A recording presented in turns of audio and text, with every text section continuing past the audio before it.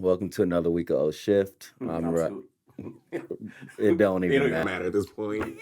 We both are still fucked up from yesterday. Like at two different events, we wasn't even together and got drunk. Hungover boots. And yeah, the alcohol poisoning is probably coursing through my body right now, and we're just gonna leave it at that. Drunk drivers may be prevented from starting up their cars thanks to a new law aimed at automakers installing anti-drunk driving devices. Cadillac has announced that its future will be all electric, which means your pawpaw will be asking you to start up his car every chance he gets for the rest of your life. Hey,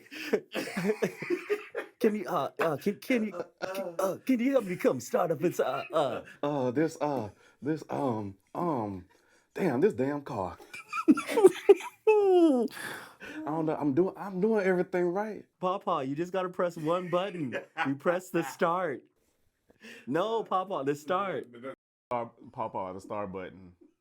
Not the radio. No, not the AC. No, not the AC. That's the AC. Papa, you're backing out into traffic. Papa, we live off a main street. Papa! Oh my God! Massive fire destroys dozens of cars at an auto yard in Southside Indianapolis. Oh no, says yard owner who was 7 months behind on bills. Where did this fire come from? No, for real. Where did this? I like to report a fire that just started 27 seconds ago. Subaru has unveiled its new WRX, which means it's the only car company that I can't believe that is still not Asian. Almost like your favorite rappers: Asian Doll, Asian the Brat, Asian Her, Asian Him, Nicki Minaj. Chun-Li the Street Fighter? And in Nicki Minaj news, hopefully she's not only racing to China, she's racing to the library to educate herself on the vaccine. Please put that thing in motorsport and leave us the hell alone. Subaru has just debuted its new version of the WRX, the only car in its lineup not aimed at lesbians. For $4,000, you can now add half doors to your Jeep. I'm going to call my man over later for a half nut. Hyundai's i20N is looking to attack the subcompact market. What does the N stand for?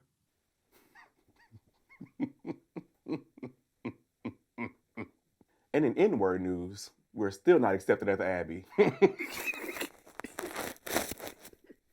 In more N-word news, African Americans will be getting familiar with the headlights of the Mustang Mach-E as they're aiming to make it the official police car. And in more N-word news, we will only know how the back seat looks like.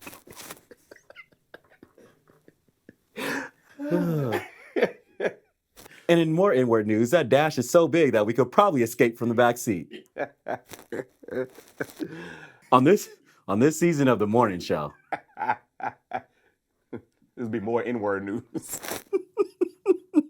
And speaking of police cars, Nicki Minaj's husband will be very familiar with the back of one.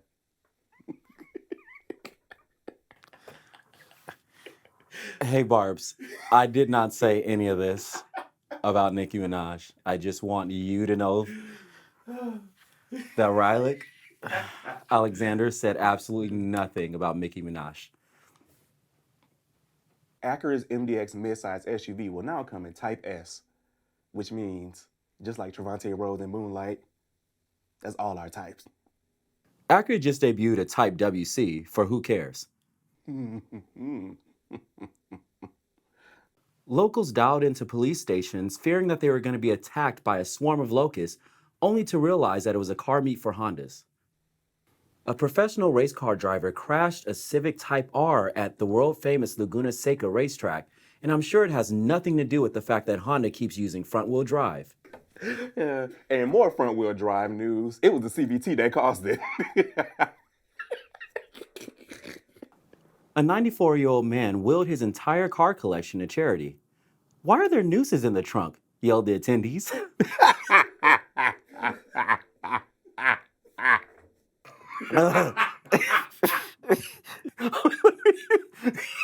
Let me see. Oh, Oh my no. gosh. And in 94-year-old man news, was it Jay Leno? We would like to give you guys a ton more car news, but most of it is very, very depressing. Go on Google and search car news. We barely make it through the show every time. It has a lot of death, Like a lot. like a lot. Literally, it's 6 deaths today. We didn't ask for this. This is a part where I get to be annoying and tell y'all to like our video and subscribe so we could keep sending you more of this fun stuff about cars.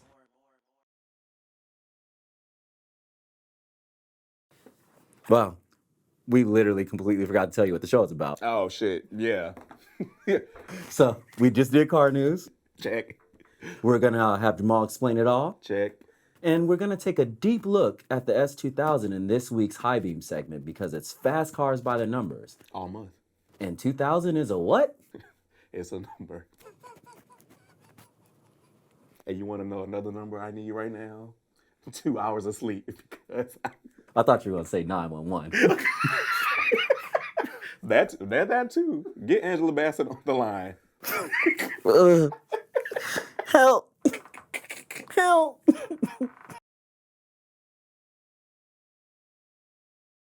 I was taking a stroll on a brisk summer evening when it occurred to me, why don't you answer people's questions?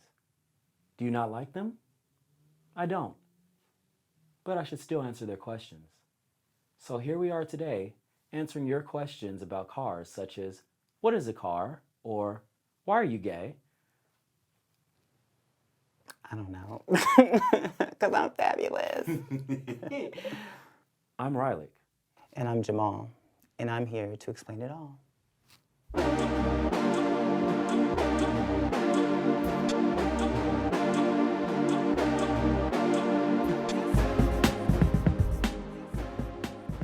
Question 1. Why are most cars automatic now? I miss my stick shift.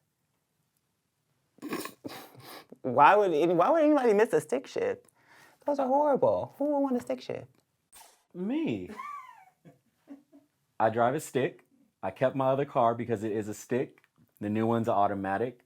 While I love them, the truth of the matter is that it's a dying breed. There's not too many people that are still buying manuals, and so it doesn't make sense from a sales perspective to keep them around and keep, dumping money into those. It's phasing out, especially with electrification happening with electric cars. There's not going to be much of a need for it. If you have a manual car, hold on to it. They're going to be worth a lot of money. If you say so. I tried doing it. It's too complicated. Like, who has time to be doing that? Like, it's too much. I cannot. I love it. I talk with my hands. I have to do things with my hands. So give me something to do. Okay. It says, am I in a cult because I drive a Jeep? Yes. Definitely. You are in a cult. Get out now. The Jeep cult is real. Baby, run. Literally, you're writing this letter right now, so I know you want a way out.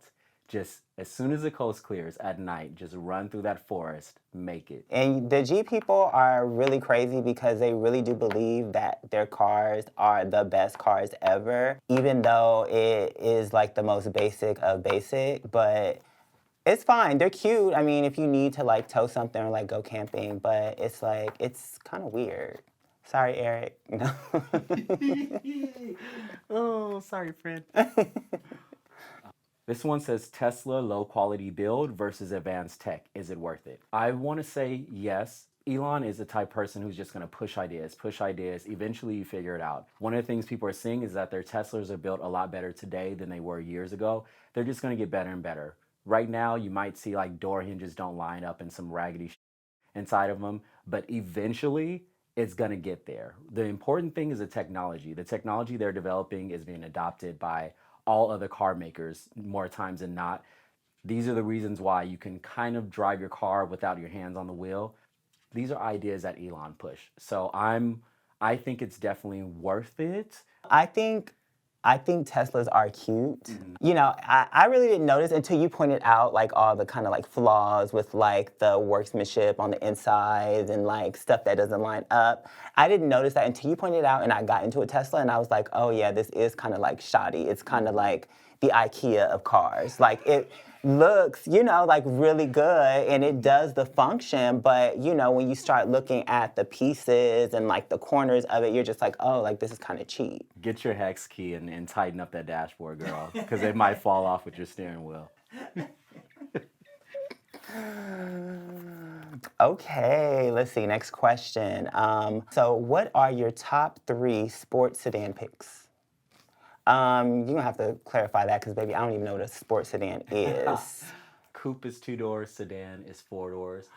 Just think of a sedan as 4 doors. Like they're doing weird shit now where it's like, oh, this is like the coupe, the 4-door coupe, which really makes no sense. Like, Okay. girl, it's a chop. Like, no, you're not taking all this headspace from me in the back, girl. And now I'm drunk and up in the back of this Uber because you wanted to call it a coupe. Absolutely not. But a sedan is typically 4 doors. So when you think of a sports sedan, think of something that's sporty, and a sedan is a mesh of 2. So my top 3, I won't say this as number 1, but just so that you understand, sports sedan, the BMW M3 is a sports sedan. Oh, I like that one. Okay. Very sexy. That's number 2 on my list. Number 1 is the Alfa Romeo Giulia Quadrifoglio. It is basically a Ferrari engine that they chopped in half and put inside of a 4-door car, and it's amazing. The bad thing is that there's a lot of problems with the car, like a lot of problems. Like when it was released for like press day, when the car came out, it was like breaking down. Like the press cars were breaking down. Like literally one broke down in rush hour in LA, and this was supposed to be the big reveal, like for the magazines to talk about it. That's so embarrassing. Yeah. For third, I have to say Audi, because Audi just does everything right. I'm not an all-wheel drive girl, but Audis are great. You did mention that to me before about Audis because I always just felt like they were like expensive Volkswagens. Which, I mean, because, you know, I had a Volkswagen. So when I would like get into someone's Audi, I'm just like, oh, okay, this is the same as my Volkswagen, but like $30,000 more. But yeah, they are nice. Okay. Yeah. Is a Lexus really just a Toyota with leather seats? Yes, it is. And you adding the red seats into the Toyota, a Lexus does not make it any better. It's a Toyota. Sorry, very much so. Thoughts on the Land Rover Defender? Ooh, I do know this one because we saw this at the car show, and this was bomb. I fucking love it, girl. Like, it is so sexy. Land Rover got it right. More times than not, I'm like, Land Rover, girl, you could keep it. Every detail is paid attention to. I don't really go off-roading, but I would be down to go off-roading in that. I'm not even really a truck girl, if I'm being honest. I need something low to the ground, something I could whip around and could handle. I'm scared that trucks are always gonna flip over, but like this thing, I'm okay with it. Like if it flipped over, I'd flip over in style, so. It just stands out. Like as soon as you see it, you just feel like, oh my gosh, like this is luxurious. The inside is soft, everything is paneled, it just feels like luxury. On the outside, it looks like big and sporty and just like, oof, it's bomb. I love it. What is a car you want but no one is willing to sell because it's such a great car? Are there any cars that you want that you just can't get a hold of? No, not really, because I feel like all the ones that are great that like people want, like they don't want to sell, it's usually like an older car, like a classic car. And I'm not really into like classic cars. No. I want an older Toyota Supra or the BMW E30s, but the price on those are crazy. I had an opportunity to buy an E30 a few years ago for like $2,800. I had cash in hand, drove all the way down to San Diego to pick it up. Felt bad for the guy. I turned around and didn't do it. Now that same car is going for $10K. Crazy. Oh, wow. Oh my gosh. So like nobody really wants to give them up unless it's an arm and a leg. So those MR2s, like I could go down the list. There are a lot of cars that I would want people to say goodbye to? This next question is actually a really good question, very on brand. What is a gay car? Miata. Miata. Definitely Miata, okay? Hands down. Girl, if you have one, you came out the moment you came home with that, all right? You brought your little friend home for Thanksgiving, aka Miata. Yeah, and your Miata with the top down and your short shorts. Bless your heart. Welcome to the show. Can I trade in my car after only having it 1 year? In today's market, yes, because it is a seller's market. Used cars are going for a ton.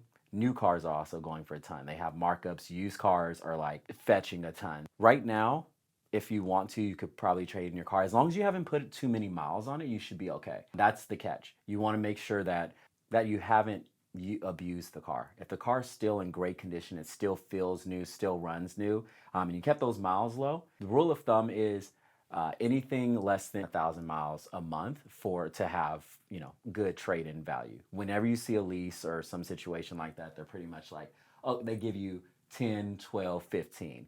I try to keep it around 8 to 10 on a car if you have the ability to. If you have the ability to keep it under 10 for a given year, you should be just fine. Yeah, just make sure you keep it like up. Like, don't try to take your car in to trade it in and you had it for a year and you put like 26,000 miles on it and you never cleaned it, because they're going to be like, what are you doing? Like, no, you can't trade this in. But yeah, why not? And if you are somebody, I feel like, I don't know, but I feel like if you are someone who trades in your car like after a year, I would say why not just try to like do a lease? And that actually leads into the next question. Is it best to buy used or new? In a normal market, normal circumstances, I'm always going to say go pre-owned, just a couple years, certified. You're going to save a ton of money because each car depreciates the moment you take it off the lot. The problem is that today there is a nasty markup on new cars, so you might be paying 10K, 15 over sticker, 5, 10, 15, whatever it may be. But on the other side of that, used cars are also hard to come by. People are holding on to them. So that value is going to be high as well. The reason that I'm saying go for a new car is that it's going to balance out. You have a brand new car. If you're financing your car, like most people do, it's going to be easier to get into a new car. Your interest rate is going to be a lot lower. Your insurance is going to be lower as well. So that's my suggestion. A new one. Did you say new or used? I said new. That's what I thought, new. I was like, yes, I would go with new. And I said it was supposed to segue. I was going to suggest to do a lease on a car. You can do a new car, keep those miles low, lease it. Every couple of years with a lease, you can get a new car if you want to. So if you're not modifying your car, if you're not customizing it, anything that's going to void your warranty or kick you out of the terms of a lease, just hop into a new car every couple of years. Nothing wrong with that. Yeah, I think actually my next car is definitely going to be a lease, because I feel like if you're not going to have your car like 8 years, or you're not going to be modifying your car or doing like something crazy to it, and you know like, okay, in 3 years I'm going to be over this car, let me just get into a lease. So I know I have a 3-year lease, I can just upgrade, boom, you're good to go. There you have it. Next question is, as someone starting out, what are the first things I should spend money on?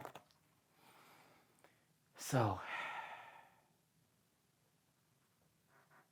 I have no clue, girl. Like, what do they mean starting out? Like, starting out in life, like, on their own? They were just born. And,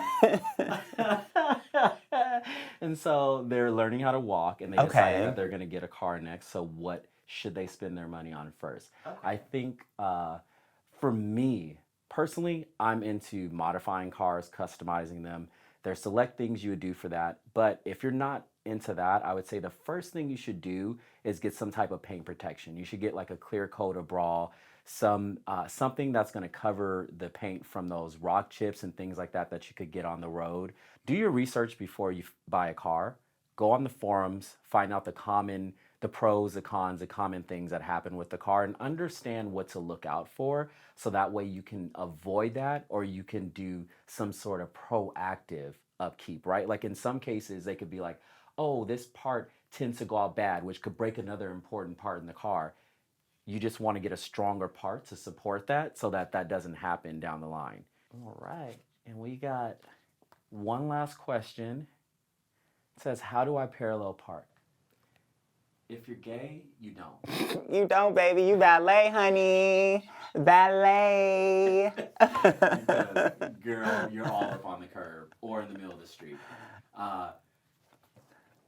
Can't help you there. Can't help you. I've been driving for umpteen years, and I still have the hardest time. I did realize, though, you do have to, okay, so say there's like two cars. There's a car in front and a car behind. You should pull up in front of the car, in front of you, and then back in.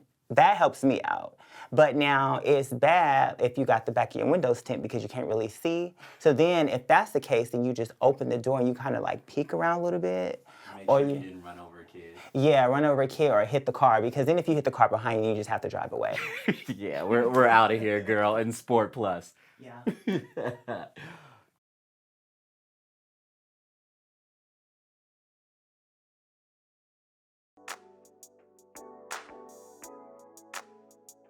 When you think of a rear-drive roadster, Honda probably ain't the first to come to mind. So when the Japanese stalwart debuted the much-loved S2000, you could only imagine the shock within the industry. First previewed as the SSM, or Sports Study Model concept at the '95 Tokyo Motor Show, the S2000 was a neatly seated rear-wheel drive roadster that was produced from 1999 to 10 years later in 2009. It offered a perfect, or damn near, 50-50 weight distribution and produced what Honda claims to be the highest horsepower per liter from any produced naturally aspirated engine vehicle. This was Honda's engineering expertise on full display. That fully memorable name came from a long line of S Roadsters Honda produced in the 60s, the 2000 reflecting the engine's displacement. The S2000 was powered by a 2-liter dual overhead cam VTEC 4-cylinder engine, codenamed F20C, that produced 240 horsepower at the time. Again, that's an impressive 120 horsepower per liter. If you could only drive auto, baby, you were shit out of luck, as it was only offered in a 6-speed manual transmission that sent power to the rear wheels, the only model with a setup of this sort offered by the manufacturer. A Torsen limited slip differential helped to get that power down to the tarmac. Compact lightweight engine was mounted low behind the front axle. This is often referred to in the industry as front mid-engine. In combination with a front wishbone suspension, this offered a lower rotational inertia and helped to achieve that famed 50-50 weight distribution. The Roadster came equipped with a vinyl electrically powered top, but a fixed lightweight aluminum hardtop that became available in 2001. During those 10 years in production, the S2000 received many revisions to improve upon both its looks and performance. A notable addition being the Club Racer, offered exclusively in the US. Finally, this track-oriented model included many tweaks to reduce the weight and improve handling. A similar Type S was offered in the Japan domestic market. Unfortunately, and here come the tears, due to lagging sales and a floundering economy, the S2K was discontinued in 2009. Please bring it back. Maybe utilizing the rear-wheel drive chassis for more models could have saved it. The synergies could have possibly produced an interesting BMW 3 Series competitor for Acura.